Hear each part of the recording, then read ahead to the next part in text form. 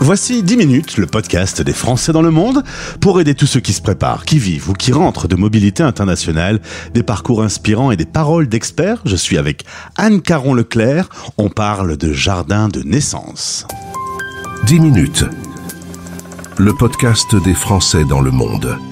françaisdanslemonde.fr. Eh bien Anne, pour changer un peu, tu vas accoucher d'un podcast aujourd'hui. Voilà, exactement. Ça va changer ton quotidien. Content de faire ta connaissance. Tu es une Marseillaise qui vit au Texas, le pays du western, des cow-boys, des ballots de paille. Tu t'attendais vraiment à ça quand t'es arrivé à Austin, comme dans les séries américaines? Je m'attendais au pays des cow-boys, oui. Alors, peut-être pas les ballots de paille, mais un peu plus désertique que ce que à Austin, en tout cas, c'est encore très vert. Donc, c'est pas aussi désertique et aussi, aussi cow-boy que ce que je ne m'imaginais. Bon, par contre, faut être honnête, quand on s'éloigne un peu de la capitale du Texas, là, on y est cette fois-ci. Exactement. En fonction de où tu te balades dans le Texas, tu te retrouves au vrai pays des cow-boys. Ouais, avec moi je me souviens du shérif qui faisait illustrer sa belle voiture qui clinquait en plein centre de la ville. Et il y avait un peu cette ambiance cow-boy du coup. Oui, tu peux vraiment retrouver des villages avec des vraies ambiances cow-boy de sûr, et même dans certaines villes où tu vas retrouver des personnes avec des grands chapeaux de cow-boy, des Santiago, la totale. Alors avant d'arriver aux USA, on va revenir à Marseille. Tu es originaire donc du sud de la France. Tu fais tes études de sage-femme. Alors l'amour fait des choses incroyables. Tu rencontres ton futur mari qui lui est du nord de la France et tu vas faire tes études à Bruxelles pour être près de lui. Pendant 4 années, Marseille, Bruxelles, c'est pas le même climat, hein? Ah non, effectivement.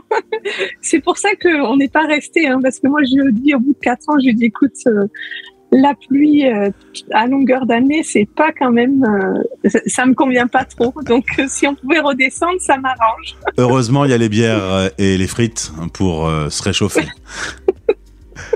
Tu reviens à Marseille pour monter ton cabinet. Ton mari, lui, a une proposition d'emploi pour les USA. Au début, tu fais ronchonchon un peu. T'es pas très d'accord avec l'idée. Non, c'est ça. Moi, au début, je venais d'ouvrir le cabinet Stalastac avec 2 de mes collègues. Et j'ai dit non, mais c'est pas possible. Je peux pas partir je ne m'imaginais pas partir aux États-Unis parce que je parle pas anglais et je ne m'étais jamais imaginé ça dans ma vie. Et puis voilà, je venais de me lancer mon projet, donc c'était pas possible pour moi. Bon, finalement, l'amour est plus fort que tout. 1 an et demi après, tu décides d'aller rejoindre ton mari avec tes enfants qui ont 3 et 5 ans à ce moment-là. Le plus vieux aime Lucky Luke. Alors lui aux anges. Cette fois-ci, il va vraiment vivre au pays de Lucky Luke. C'est ça, c'est exactement ça. On était même allé faire un week-end dans un ranch à Bandera. C'est vraiment un village plus touristique pour faire ça. Et on s'est retrouvés dans une cabine où il m'avait dit maman, je voudrais vraiment aller visiter la prison des Dalton. On arrive au ranch, notre cabine, c'était la jail, c'était la prison. Donc il a dormi dans un lit où il y a derrière des barreaux de prison. Il était aux anges. Tu m'as dit les débuts c'était assez surprenant. Je me suis retrouvé un peu à vivre comme dans un film. Tu as vécu toi-même Truman Show. C'est ça. En fait, on s'imagine pas quand on regarde tous les films, mais encore maintenant, 12 ans après, en ayant mes enfants qui vont au lycée américain, tout ce qu'on voit dans les séries américaines, on se dit bon, c'est de la comédie, mais en réalité, il y a toujours un brin de vérité dans toutes ces comédies. C'est la vie américaine, c'est comme ça que cela se passe. Donc c'est ma vie. Je vis ma vie régulièrement dans un TV show. Un petit mot sur l'anglais. Comme beaucoup de Français, on n'est pas très à l'aise avec les langues étrangères. C'était un peu la panique pour toi au début ou au final, c'est des choses qui s'arrangent assez vite? C'était un peu la panique. Alors, je me souviens vraiment de situations assez cocasses, on va dire, au départ, parce que voilà, c'était vraiment, j'étais en panique très vite en fonction des discussions dans lesquelles je me retrouvais. Mais en fait, après, je me suis mis dans des classes d'anglais à l'université. Tu as l'opportunité d'aller dans l'université pour apprendre des classes d'anglais quand tu es en anglais second langage. Je participais à plein de groupes qui m'ont permis de m'améliorer. Et après, quand j'ai démarré à travailler au Birthing Center, à la maison de naissance où je travaille, c'est là où j'ai fait des gros progrès au quotidien, parce que en fait, c'est dans l'immersion complète, quoi. Donc, il faut compter combien de temps à peu près? Faut 6 mois, on me dit souvent, pour commencer à se sentir un peu plus à l'aise et moins paniqué. Alors, ouais, 6 mois pour comprendre mieux, moi je pense. Pour parler mieux, je pense qu'il faut un peu plus. Bon, je parle mieux. J'ai toujours mon accent français, hein, je ne le perdrai pas. Hein, mais mes enfants en rigolent en permanence. C'est vrai que c'est quelque chose que je ne perdrai pas. Mais voilà, au moins un an et demi pour pouvoir, et un an et demi où il faut passer, en fait, 6 mois pour comprendre et pour passer la barrière de j'ai honte de parler. Enfin, moi, voilà, c'est parce qu'au départ, c'est vraiment ça où t'as honte. Mais en fait, il faut vraiment réussir à passer cette barrière-là. Et après, au bout de un an et demi, c'est si tu te retrouves dans une situation où les gens ne te comprennent pas, en fait, j'arrive à remanier ma phrase différemment, en fait. Parce qu'effectivement, il y a parfois la prononciation de certains mots, ce sera toujours compliqué. Et quand tu parles aujourd'hui, on reconnaît le petit accent français. Les gens disent it's a French accent. Je sais pas comment on dit, c'est comme ça. Ils reconnaissent un accent européen. Ça dépend en fait. Hein. Il y en a qui disent d'où vous venez en Europe parce qu'ils entendent bien. Certains reconnaissent très clairement l'accent français, mais voilà, pas forcément. Alors, mais bon, après, je suis au Texas, donc c'est pas forcément des gens qui entendent des accents étrangers. En fonction des clientes que j'ai, des patientes que j'ai, elles n'auront aucune idée des accents différents de l'accent texan. Donc, on va parler boulot. Arriver sur place, évidemment, quand on est une sage-femme avec ses études qui ont été réalisées en Europe, il faut faire une certification. Tu as dû te remettre à niveau. Ça a été facile ou un vrai obstacle? Ça a été assez facile. Alors, il y a différents niveaux de sage-femme, donc j'ai réussi à être sage-femme, mais donc il y a des professionnels et des nurses sages-femmes. Donc pour les professionnels sages-femmes, c'est un niveau de sage-femme qui sont des apprentis, qui ont moins un niveau médical comme nous en Europe. Mais du coup, en fait, ils me donnaient facilement accès à cette certification-là. J'avais besoin de 10 accouchements et de passer un concours et d'avoir des papiers. Ce qui était le plus long, c'était de recevoir les papiers au niveau de mon école, parce qu'en fait, l'école a dû aller. J'avais pas le droit d'envoyer mes papiers. Il fallait que l'école aille dans les archives, que ce soit eux qui envoient les papiers.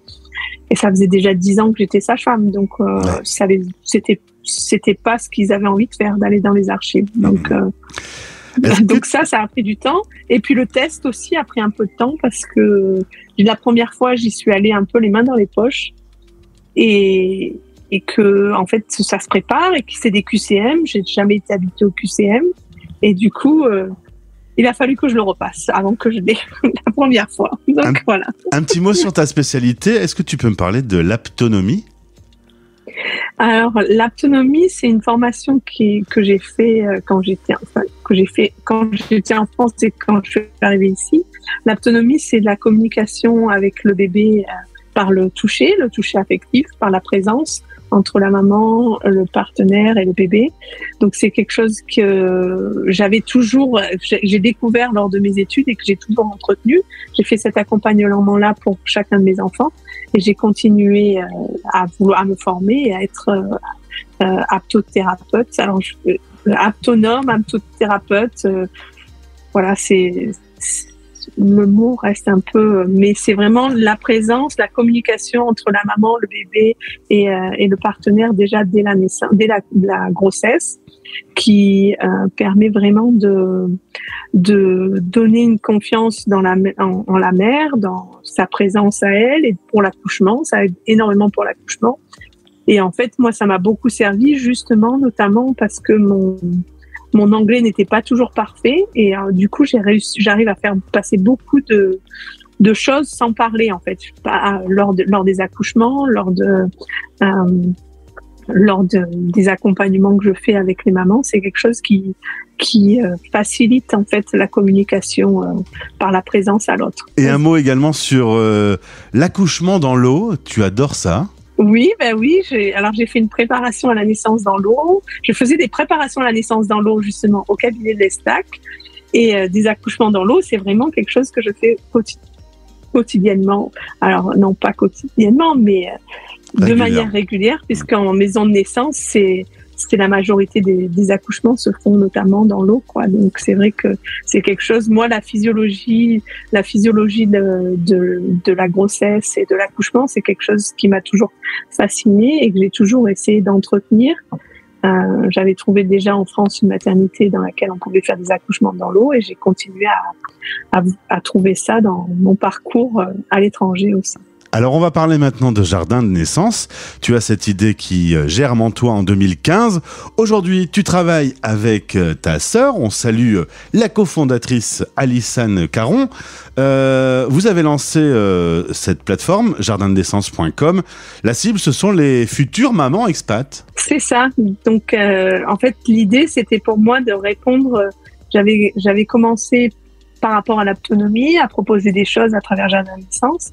Et puis l'année dernière, avec ma sœur, je me suis posée en disant, écoute, je vois que j'ai beaucoup de mamans qui me contactent et auxquelles je ne peux pas répondre, et j'aimerais que à nous deux, puisqu'elle est kiné plus spécialisée en périnate, donc autant pour les mamans que pour les bébés, des massages bébés. Donc j'ai dit, j'aimerais qu'on arrive à proposer quelque chose en ligne qui puisse permettre aux mamans de se sentir accompagnées et d'avoir un avis d'expert française, en français. Alors, même si je suis une experte française, je suis une experte américaine et française maintenant, mais du coup, c'est vraiment de donner la possibilité aux mamans de se sentir et d'avoir quelque chose à disposition en un clic, en fait.